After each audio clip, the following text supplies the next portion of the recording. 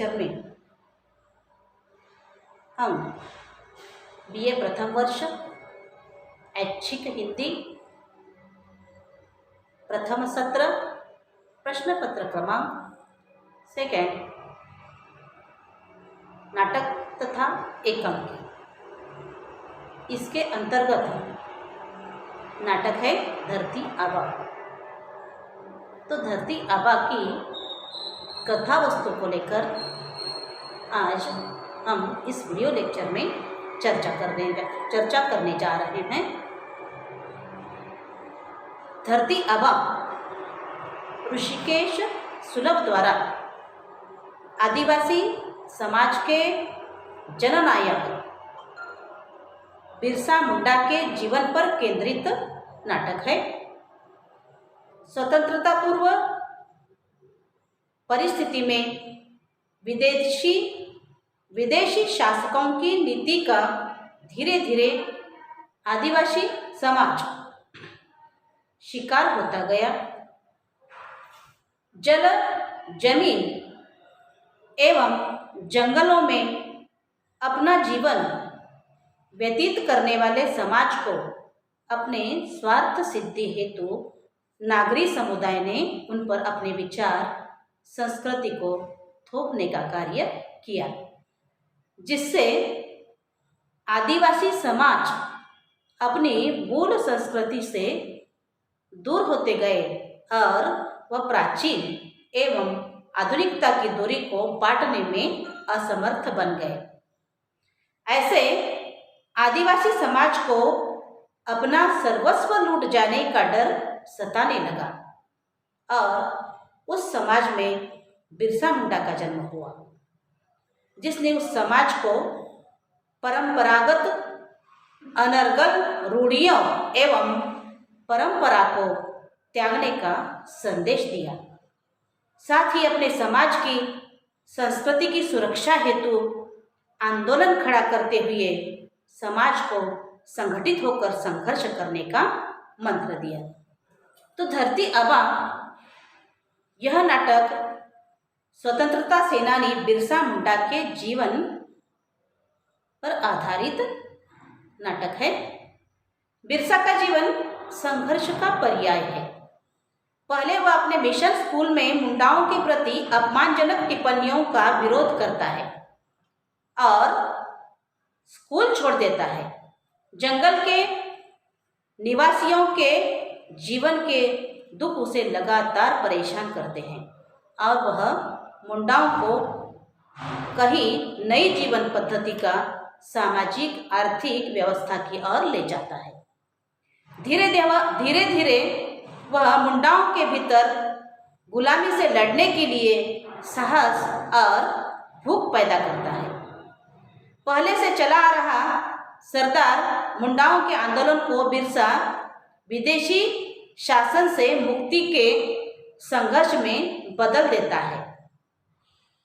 सूखा, अकाल, भूख एवं महामारी से जूझते हुए ब्रिटिश साम्राज्य को चुनौती देने वाले आबा नाटक बिरसा मुंडा के व्यक्तित्व और उलगुलान आंदोलन के माध्यम से हमारे स्वतंत्रता संग्राम के इतिहास के कई ऐसे पन्नों को खोलता है जिसमें समाज के अंतिम कतार में खड़े मनुष्य की चेतना शामिल है।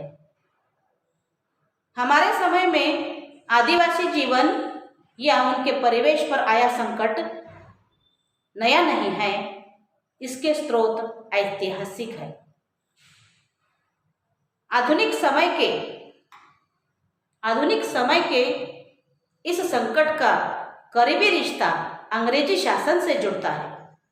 जब उसने जंगल की सामग्रियों की राज्य की संपत्ति घोषित कर दिया, जमीन बंदोबस्त करके स्थानीय सामंत पैदा किए, जिससे तले मेहनतकश जातियां जो इन जमीनों या वनोपन पर निर्भर थी, उनके शोषण का मार्ग खोल दिया।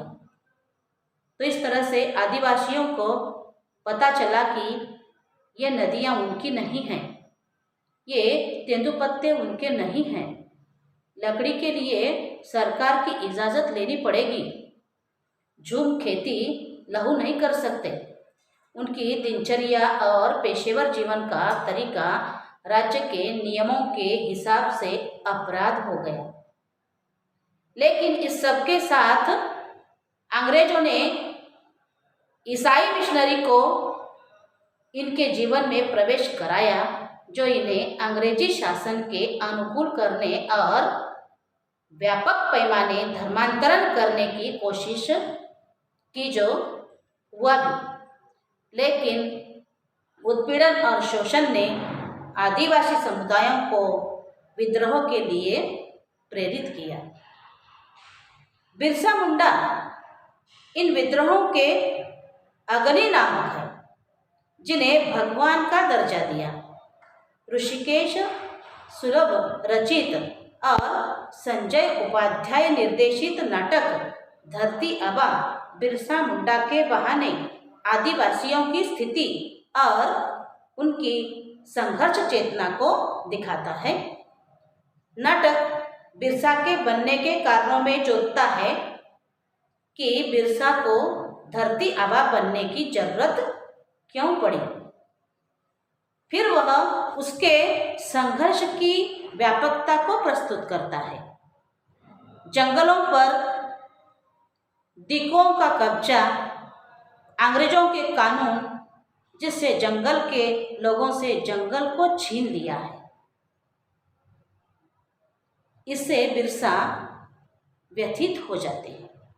अपने लोगों की व्यथा उसे विद्रोह के लिए प्रेरित करती है और उनका विद्रोह पहले अपने ही भगवान और अंधविश्वासों से होता है, क्योंकि वह जानते हैं कि ये सब आदमी के द्वारा बनाए गए हैं और भूख से बड़ा कोई भी नहीं है। नाटक इस बात पर जोर देता है कि नायक और भगवान समाज द्वारा गढ़े जाते हैं और वे ऐसे लोग होते हैं जो अपने समाज के दुखों को दूर करने का प्रयास करते हैं। बिरसा जीते जी भगवान बन जाते हैं। जंगलों में आदिवासियों को संगठित कर अन्याय का प्रतिकार करते हैं। नाटक में ऐतिहासिक तथ्यों का भी व्यापक ब्यौरा है। धरती आबा बिरसा मुंडा के जीवन संघर्ष पर केंद्रित है। बिरसा के संघर्ष भरे जीवन में मुंडाओं के लिए स्थान है। जनजातीय समाज के नायक बिरसा मुंडा पूरे भारतीय समाज के रूप में उभरते हैं और गुलामी के कठिन जीवन से मुक्ति के लिए आंदोलन आरंभ करते हैं। वह मुंडाओं को संगठित करते हैं और नई सामाजिक व्यवस्था तथा आज़ादी के लिए लड़ते हुए संघर्ष करते हैं। तो इस तरह से बिरसा मुंडा एक महान नेता है। जब आदिवासी समाज पर बाहरी इलाकों से आए लोगों या अंग्रेजों ने 19वीं या 20वीं सदी में जमकर अत्याचार अंग्रेजों के खिलाफ आदिवासियों के संघर्ष के सबसे प्रमुख नायक थे बिरसा मुंडा। धरती आबा कहे जाने वाले बिरसा मुंडा के जीवन और संघर्षों के सबसे प्रमुख नायक थे बिरसा मुंडा। धरती आबा कहे जाने वाले बिरसा मुंडा ने मुंडा के जीवन और संघर्षों को दिखाया गया है। नाटक में दिखाया गया है कि अंग्रेजों के द्वारा आदिवासियों पर हो रहे अत्याचार और भेदभाव को देखकर बिरसा मुंडा विद्रोह करते हैं। वह मुंडाओं के प्राप्त अपमानजनक टिप्पणियों का विरोध करते हैं और इस तरह से वह मुंडाओं के भीतर गुलामी से लड़ने के लिए साहस पैदा करते हैं। वह आंदोलन को बिरसा विदेशी शासन से मुक्ति के संघर्ष में बदल देते हैं और इस तरह से ब्रिटिश काल में सरकार की नीतियों के कारण आदिवासी कृषि व्यवस्था सामाजिक व्यवस्था में बदल रही थी। चूंकि आदिवासी कृषि प्रणाली अतिरिक्त या सरप्लस उत्पादन करने के काबिल नहीं थी, सरकार ने गैर आदिवासियों को कृषि के लिए आमंत्रित करना शुरू कर दिया था। इस प्रकार आदिवासियों की जमीन छीनने लगी। यह गैर आदिवासी वर्ग लोगों का शोषण कर केवल अपनी संपत्ति बनाने में उत्सुक थे। मुंडा जनजाति छोटा नागपुर क्षेत्र में आदिकाल से रह रहे थे और वहां के मूल निवासी थे। इसके बावजूद अंग्रेजी सरकार के आने पर आदिवासियों पर अनेक प्रकार के टैक्स लागू किए जाते थे। इस बीच जमींदार आदिवासियों और ब्रिटिश सरकार के बीच मध्यस्थ का काम करने लगे और आदिवासियों पर शोषण बढ़ने लगा। जैसे ही ब्रिटिश सरकार आदिवासी इलाकों में अपनी पकड़ बनाने लगी, साथ ही हिंदू धर्म के लोगों का प्रभाव इन क्षेत्रों में बढ़ने लगा। न्याय नहीं मिल पाने के कारण आदिवासियों के पास केवल खुद के संघर्ष करने का रास्ता मिला और बिरसा ने नारा दिया कि महारानी राष्ट्रदूत जाना और सबुआ राज ऐते जाना, अर्थात ब्रिटिश महारानी का राज खत्म हो और हमारा राज स्थापित हो। इस तरह बिरसा ने आदिवासी स्वायत्त स्वशासन पर बल दिया। आदिवासी समाज भूमिहीन होता जा रहा था और मजदूरी करने पर विवश हो चुका था।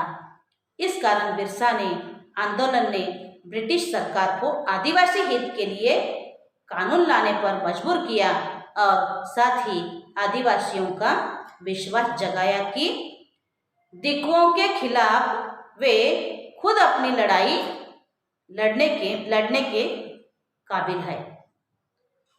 बिरसा ने लोगों को एकजुट करने के लिए चयनित एवं गुप्त स्थानों में सभा करवाई, प्रार्थनाओं को रचा और अंग्रेजी शासन के अंत के लिए अनुष्ठान कराए। इस तरह से बिरसा मुंडा आदिवासियों के एक प्रेरणा स्रोत रहे और लोगों में बढ़ रहे असंतोष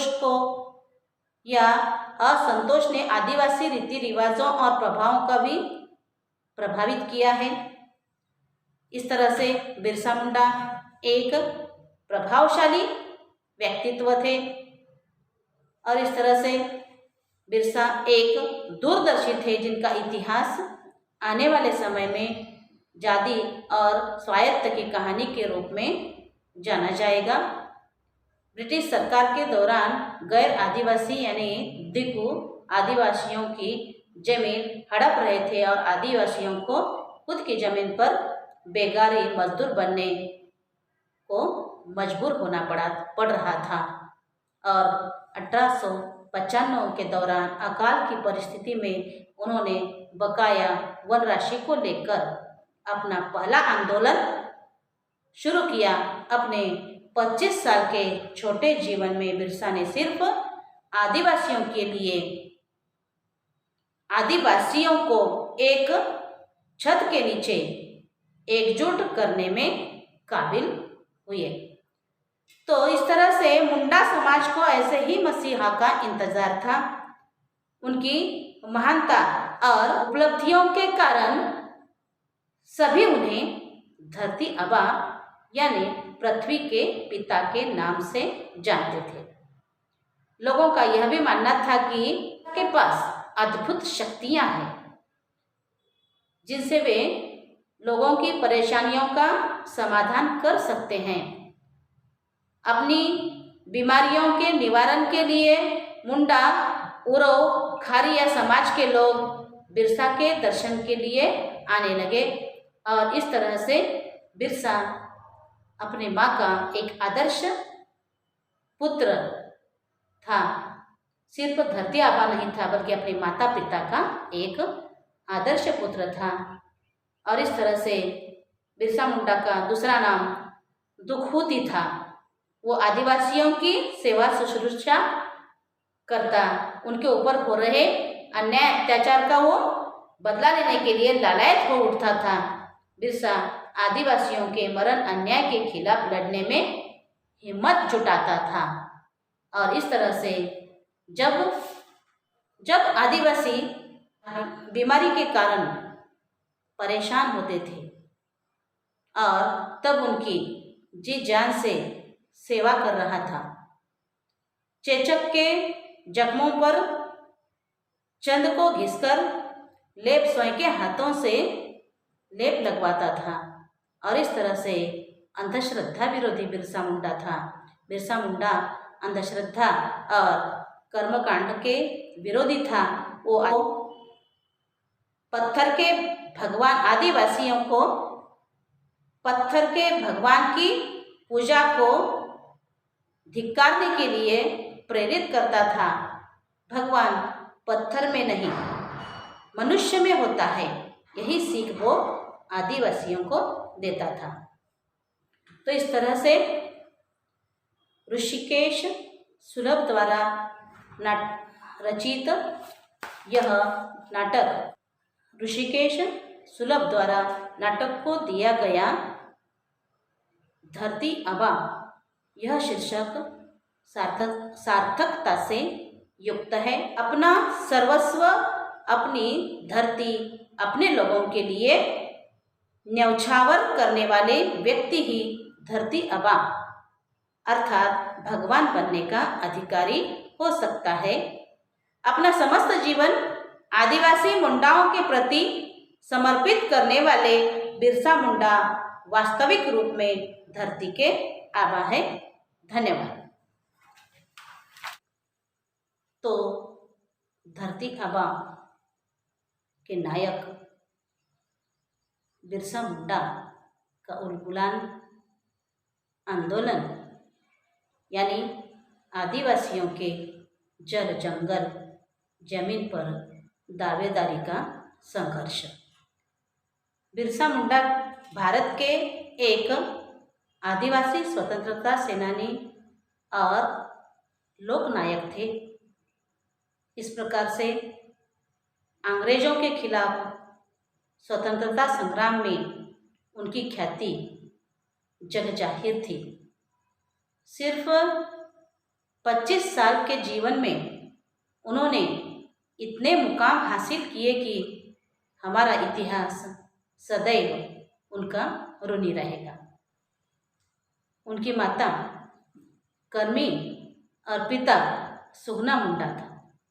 उस समय भारत में अंग्रेजी शासन था और आदिवासियों को अपने इलाकों में किसी भी प्रकार का दखल मंजूर नहीं था।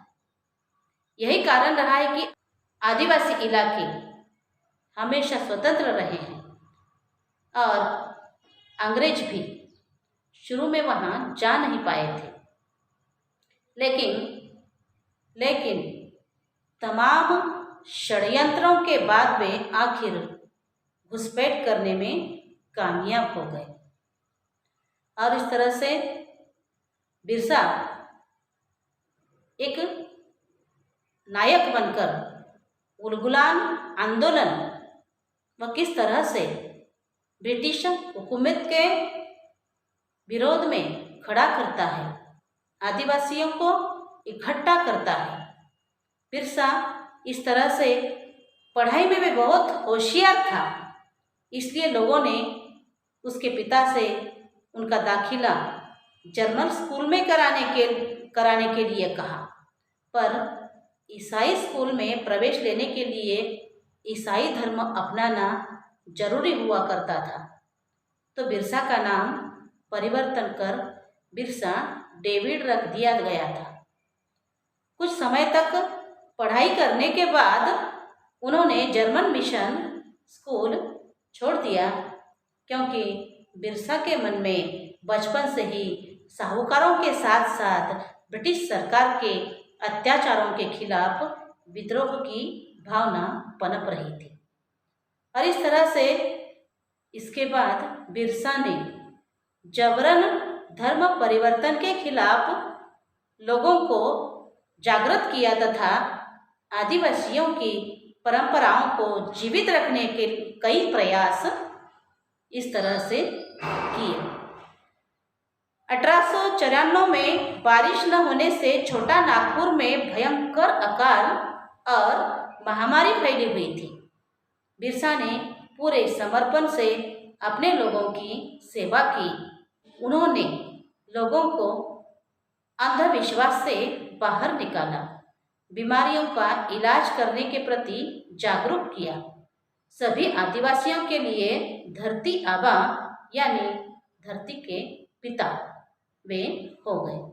इस तरह से अंग्रेजों ने इंडियन फॉरेस्ट एक्ट 1882 में पारित कर आदिवासियों को जंगल के अधिकार से वंचित कर दिया।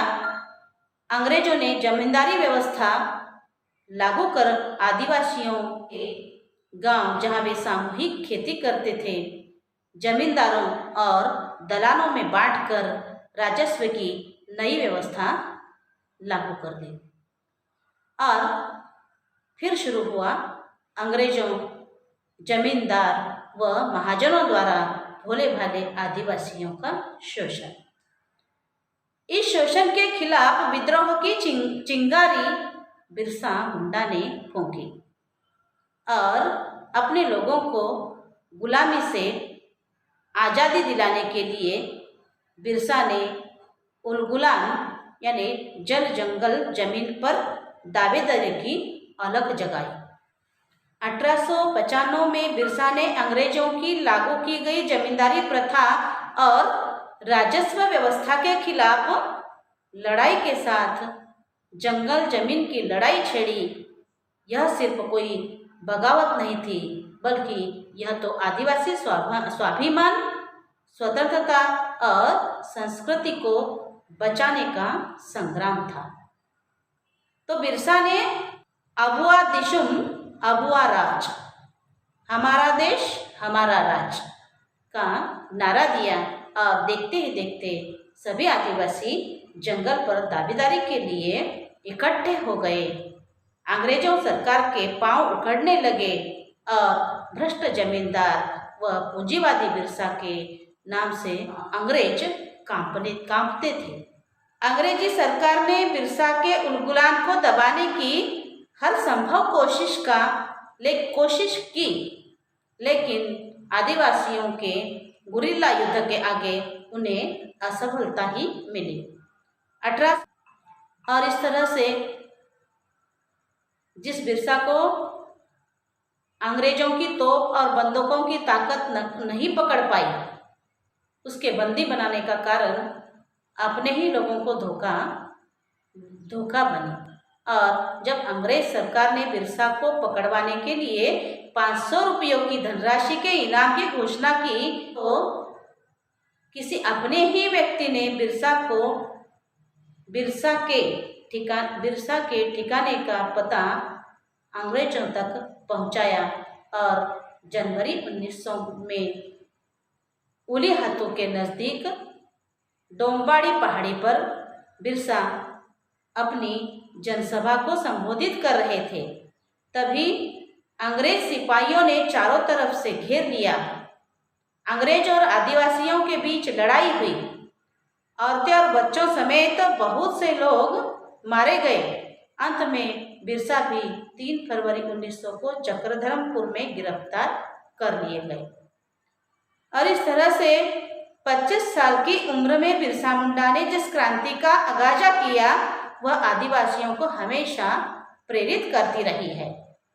आज भी बिहार, उड़ीसा, झारखंड, छत्तीसगढ़ और पश्चिम बंगाल के आदिवासी इलाकों में बिरसा मुंडा को भगवान की तरह आज भी बिहार, उड़ीसा, झारखंड, छत्तीसगढ़ और पश्चिम बंगाल के आदिवासी इलाकों में बिरसा मुंडा को भगवान की तरह पूजा जाता है। बिरसा मुंडा की समाधि रांची में पोखर के निकट डिस्टिलरी पुल के पास स्थित है। वहीं उनका मूर्ति भी लगी है, और इस तरह से उनकी स्मृति में रांची में बिरसा मुंडा केंद्रीय कारागार तथा बिरसा मुंडा हवाई अड्डा भी है। इस तरह से आदिवासियों के शोषण के खिलाफ विद्रोह की चिंगारी बिरसा मुंडा ने फूंकी और अपने लोगों को गुलामी से आज़ादी दिलाने के लिए बिरसा ने गुलाम जल जंगल जमीन पर दावेदारी की अलख जगाई। धन्यवाद।